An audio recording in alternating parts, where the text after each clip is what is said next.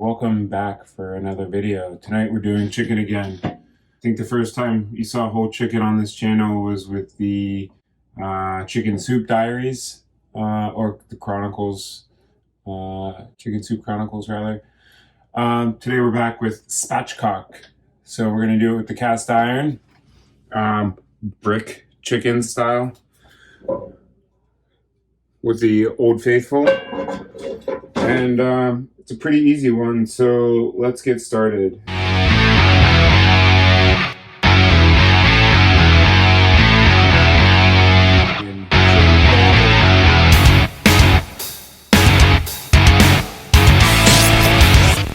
have already taken the chicken out of the bag, dried it off a little bit, got rid of the giblets on the inside, saved the neck. That I will probably save and use for a stock. The remainder of the giblets I just got rid of. I'm not too worried about those. I also have a boning knife here and a semi-decent pair of kitchen shears. They're not the sturdiest ones, but they're also they're not flimsy either. You just, let me rephrase that.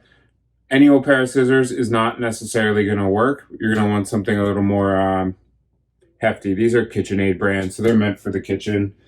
If you don't have a pair of kitchen shears, you could also use a French knife, with the caveat that like a Japanese style knife, like my baby over here, I wouldn't use for cutting this. So we're going to take the backbone out. We wouldn't want to use like a thinner blade, like a thinner metal, for breaking that down. We don't want to get any chips or dents in the blade, but a thicker metal, something strong and sturdy, is what we're going to need. So the first thing we're going to do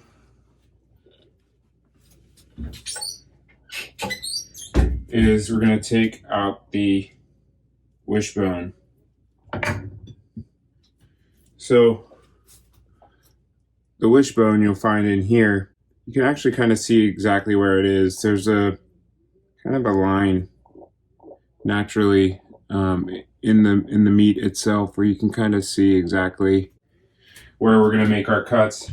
So we're going to cut on either side of that line to help expose that bone. And then once we're under it, we're just going to cut out that side. Same on the other side. And the point of removing the wishbone is it will make the spatchcocking, or the cutting it in half, much easier. Ooh. I guess that's not the winning side. Get in there and get around. Onto the second side. So next we're going to be cutting the backbone out, right? So you could either do that with your boning knife, or if you would prefer, which is a little easier, a decent pair of kitchen shears.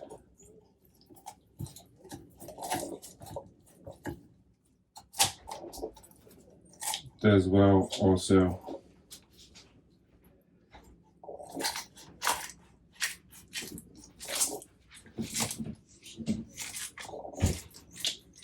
We're going to save that for stock as well. Obviously, we're going to need to make sure that we clean that well. And then our final cut is going to be right here through the top portion of the, that's called the keel bone, down the middle of the breast. So we're just going to break that kind of in half. That way we can open our bird up completely.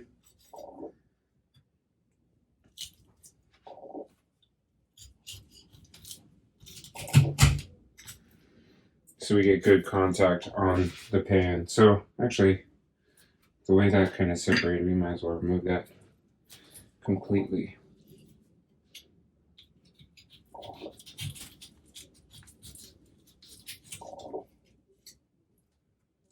That this part is unnecessary, but because of the way this bird wanted to kind of play along.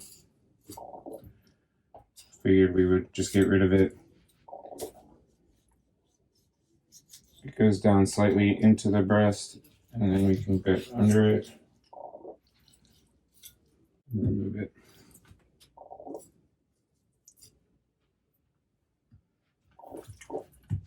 Awesome. So that is what is meant by a spatchcocking.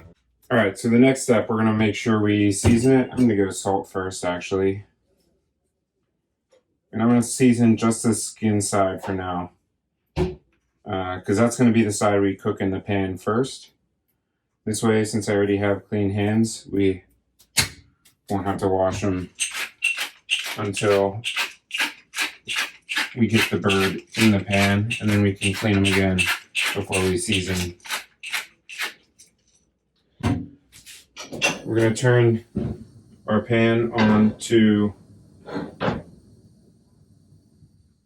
actually like a medium low sort of heat. My range goes from high to low. The way it's numbered, it looks like 1 through 10 sort of. I'm on a 4, if that kind of gives you any idea of what that temperature actually is. We're gonna kind of almost confit our chicken.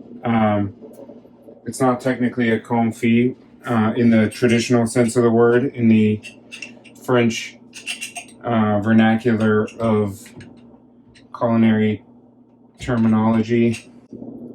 1, it's not its own fat, and 2, it hasn't been cured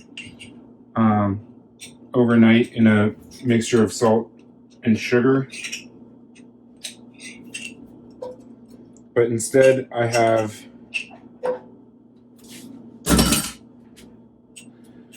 bison tallow from Epic. You could use certainly like avocado oil here, or any other animal fat that you'd like. I would stick away from butter to begin with, since it's going to cook for a while. We wouldn't want it to burn, but something that can handle some time in the pan with some heat.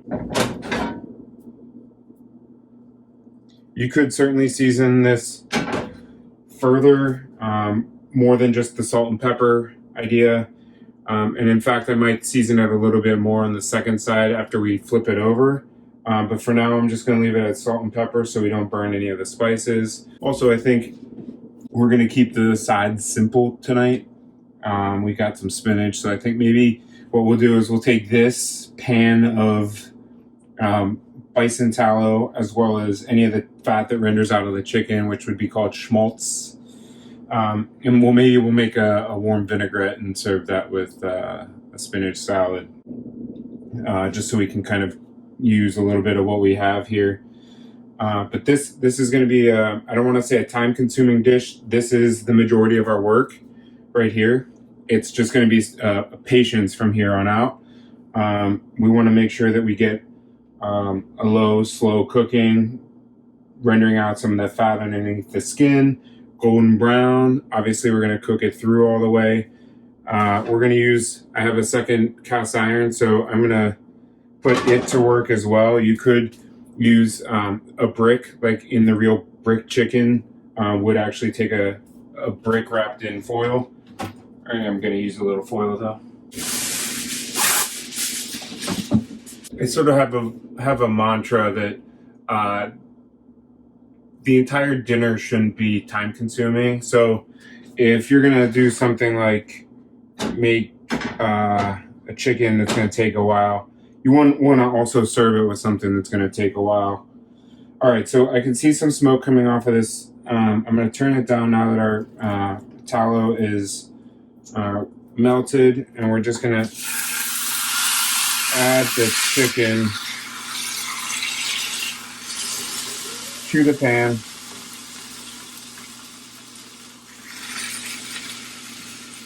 I'm going to press it so we can start getting some of that good contact. As promised, we're going to season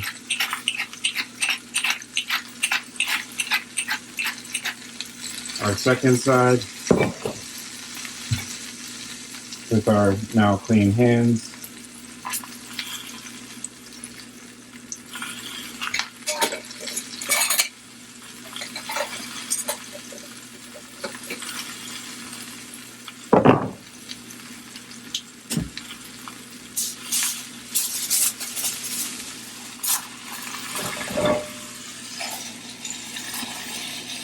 Cover it with the foil in the second pan, and I'm going to chop this down to like a 3 now. I'm going to clean up, I'm going to keep an eye on this, and we'll be back when it's time to flip it, which is going to be much closer to the end of the cooking than I think you're going to think it is. So, all right.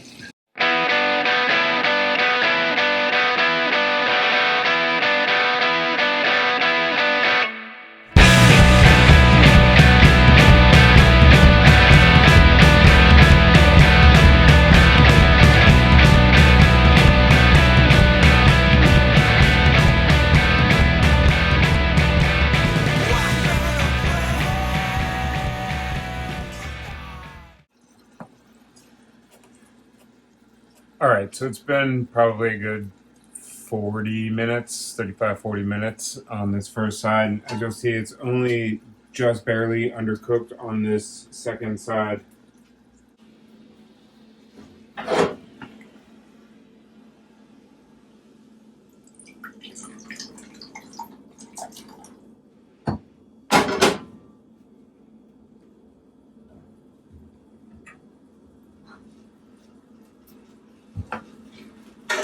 Just gonna actually turn this back to the first side. Now that we've got some of that liquid out, it should help finish crisping that up the rest of the way. We're gonna save that though, we're gonna use that for the dressing.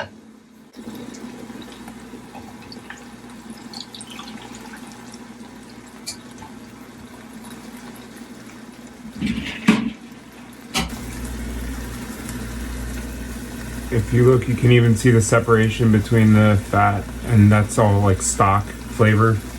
So that's gonna be good.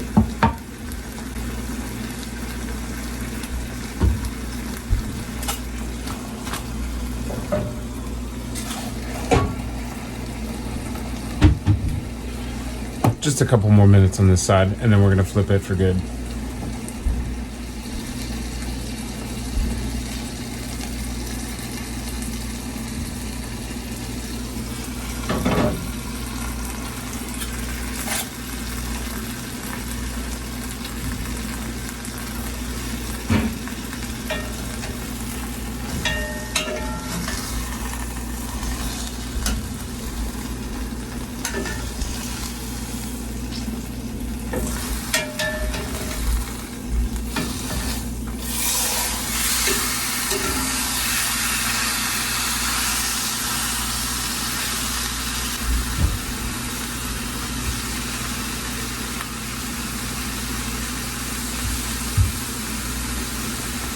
We're just going to continue to cook this on the second side, probably for another 10 minutes or so, until what we're looking for, the part that takes the longest, is stuck right between the leg thighs, so, and the breast in there. So we're looking for that to be done before we call it a day on this bird.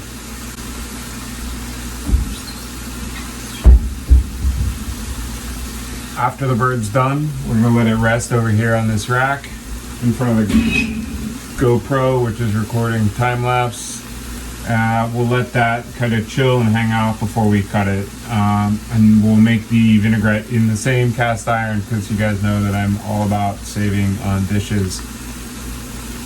Except for those back there. That's quite the abuse of dishes.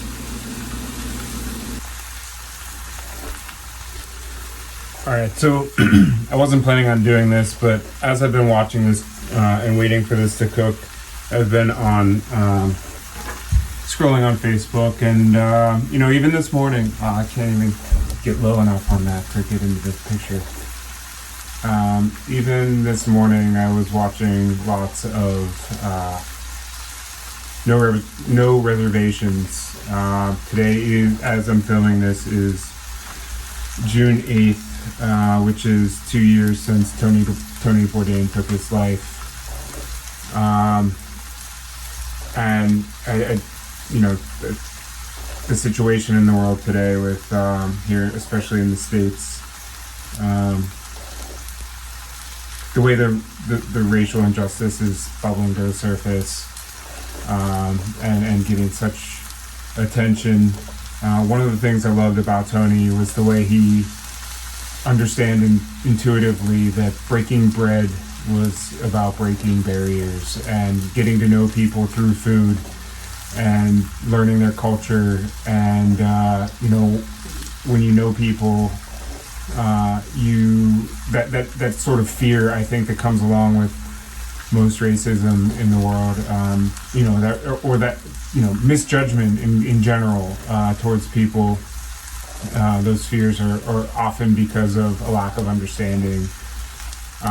So I was just thinking about, this is my Pro Chef 7th edition. This was my textbook in culinary school. I had all my chefs sign it after I finished their class, but I also had Chef Bourdain, when he came to the CIA, I had him sign my book as well. He was there with Fergus Henderson as well, this guy right here, a master of nose to tail cooking in England. But you know, I also had my copy of Kitchen Confidential signed, pages yellowing from age. Chef Bourdain inspired a generation of cooks with this book. That sort of pirate chef sort of feel in my early days is what I was, you know, looking for. That, like, bad boy, you know, work the hardest, work the most hours, work the most, you know, just be the baddest ass chef you could. His later work, with No Reservations and shows of the sort, I think are a more lasting testament to what you know, the real reason I got into food, which was that love that you show by sharing what you do and cook and make with one another. So you know, today and always, rest in peace, Chef, and thank you for what you've given me and so many other cooks. So I think it's about time to get this chicken out, but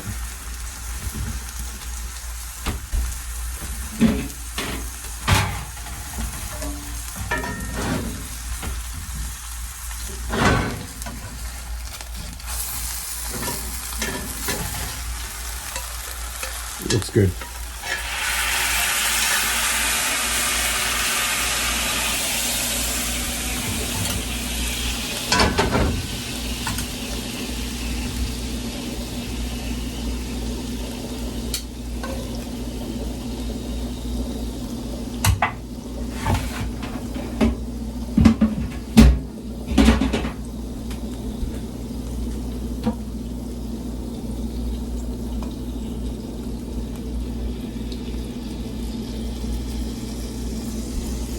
I'm just starting that vinaigrette mostly with the oil that's on the top of this, the fat that came off the chicken, and the bison tallow that we started with, just to use that to help sweat our onions and develop some flavor.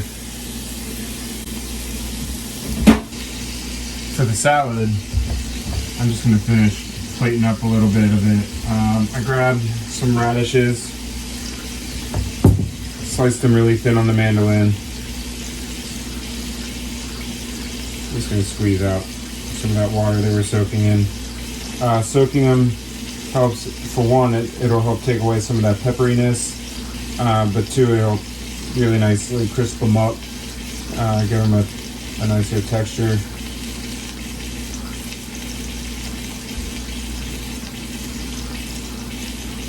And because it's June and we're getting to peach season, I thought some peaches would be good too.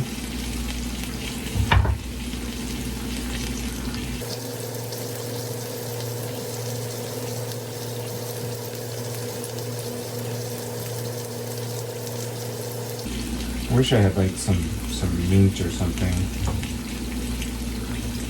Dill maybe, I don't know. Some kind of fresh tarragon would even be really good with this. I'm also scraping the pan to get up that fond, that base of browning that you get in the bottom of your pan. That's good flavor right there. That's what we're looking for.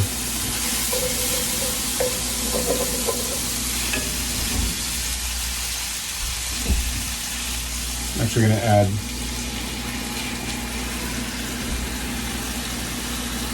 back my stock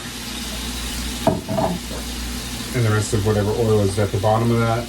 I also think a little bit of honey would be really good in this dressing with the peaches.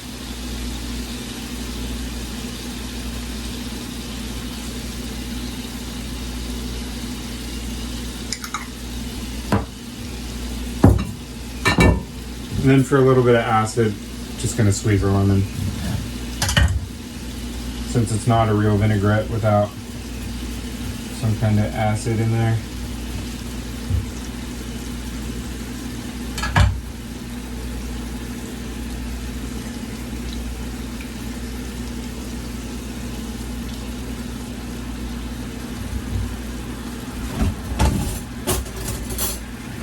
I don't know if you guys saw it, but that's a lot. Lemon seed dropping.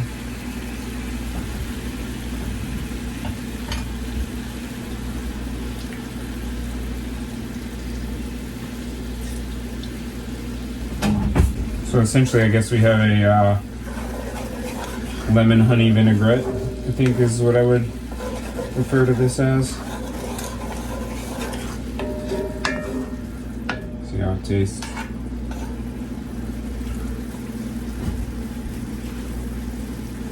Yeah. Fresh. Bright. Just enough acid. Liz!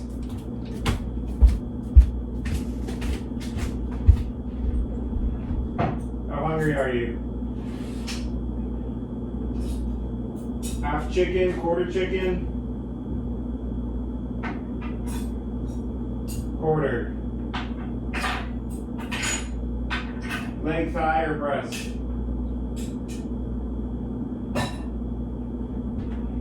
Okay. Because we took the keel bone out earlier, that made that first cut easy. The wishbone also coming out made that cut easy.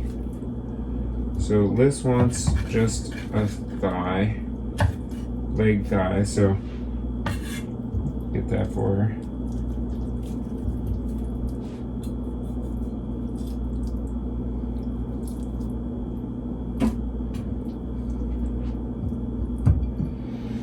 You know what?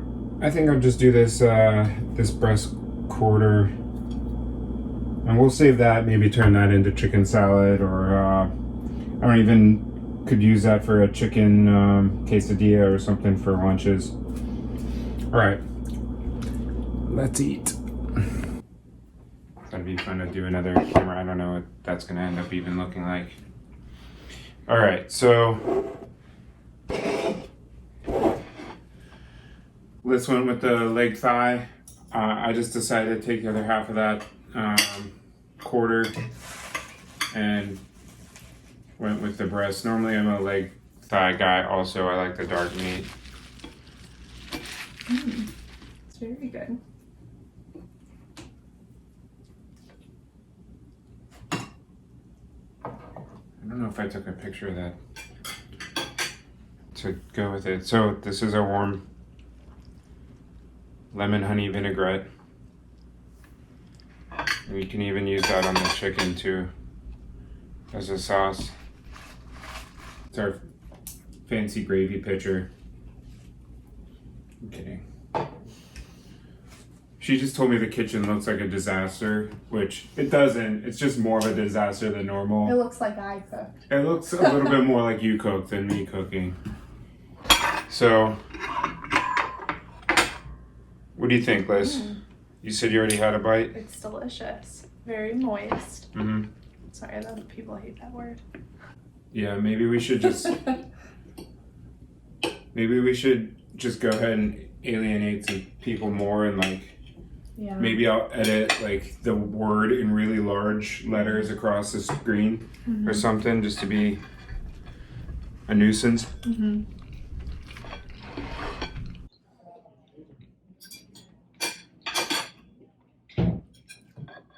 Has those Thanksgiving flavors. It started with, yeah, So good. that fond, that base, plus the little onion for a little extra. You showed how you made that. Mm-hmm. Yeah. Yeah, duh.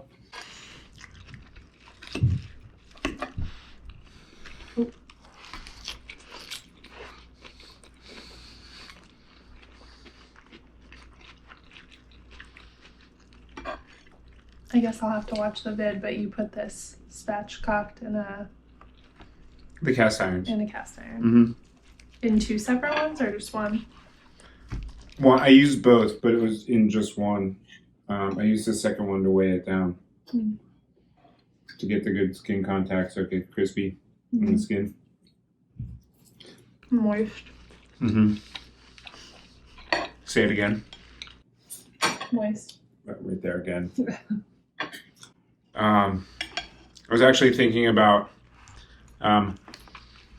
there's a recipe in Gabrielle Hamilton's book, the Prune Cookbook, which was one of our favorite dinners, at least mine, where we didn't have the dish when we were at the restaurant, but she does a dish where she roasts the chicken and then uses the pan drippings to make a vinaigrette for like a bread salad, which is a little bit more of a humble sort of peasanty, like farmer sort of dish.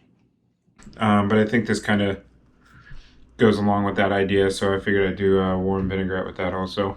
It's so good with the peaches too. It just kind of like brightens it up and makes it feel really fresh, and I love it. Seasonal since we're headed into the summer. Mm-hmm. I mean, it's not technically summer, right? Because it's only the 8th. Yeah. We have to wait till the 21st. It doesn't feel like summer, unfortunately. What do you mean? Being isolated. That phantom light again. It's a ghost. I guess. I don't know. It feels like summer. It's just Philadelphia does this thing where it goes from like 70 and comfortable to like 90 immediately. There's no like ramp up. There was at first it's like 40 for a week, then maybe 60 for like 5 days, and then the very next day it's 95, and we suffer for 3 months. Yeah. Which, speaking of, it's kind of hot in here right now. And we don't have the AC on over there, just so it can get a better sound, hopefully. So, do we want to let them go? I guess we have to. We don't have to. We can drag this on as long as we want. Well, you know what I want to watch? Top Chef? Yeah, I was watching a crime documentary. I have a fascination with crime documentaries. I'll let you guys know if it's a good one, but I'm also a very anxious person, so I probably shouldn't watch crime documentaries, but Very anxious. I need some happiness in my life now. That means... You know what show I was thinking of that makes me really happy that I haven't watched in like a while and I don't think I ever finished? We used to watch together, Kimmy Schmidt. Oh yeah, there was a new season that came out too, I think. Or a new like thing where it's like choose your own destiny with it. I saw on Netflix. I didn't watch it, but no. Yeah, I don't know. No choose your own destiny shows, okay? Why? Because I need to know, like, for sure what happens, and it needs to be happy. Yeah. I don't know. I feel like everything I watch is food related. That's good though. It's always happy. Yeah. Or on YouTube. I watch a lot of YouTube channels. So do you. Brooklyn Nine-Nine like got us through quarantine, I feel like. We went through that show so quick. So good. On Hulu, Brooklyn Nine-Nine is good. Tell us your quarantine shows in the Yeah, comments. down below. We don't do that enough. Like, No. tell us down below. Yeah. Yeah, tell us down below what you guys are watching these days. Mm-hmm. And And like and subscribe while you're doing that. yeah, you're getting good at this, though. That whole like and subscribe thing, and I was watching a YouTuber, well, a new financial YouTuber, new to me, not new to YouTube, but I don't know why Ben anyone would doesn't like watch. talk of finances. But he always says, like, smash the like button. Yeah, Smash it! smash it. So, I'm actually almost done with this. So maybe we should let them Dang. go. My favorite thing to do is eat and watch eating. So that's what we have to go do. All right. So before we lose out on our chance to eat while watching people, eat while watching people cook. Yeah, but people eat it. Some people eat it. Yeah. Okay. We could do if I remember correctly. Maybe we'll do the logo in the middle. My side is a playlist. Mm-hmm. So maybe I'll put a playlist video on my side and we'll put a regular video on your side. Sounds good. Like, subscribe, share. And I know this was a long one, but I haven't even edited this and I know it's going to be a long one. That's okay. It's okay. I'm in it. Yeah. All right, guys. Later.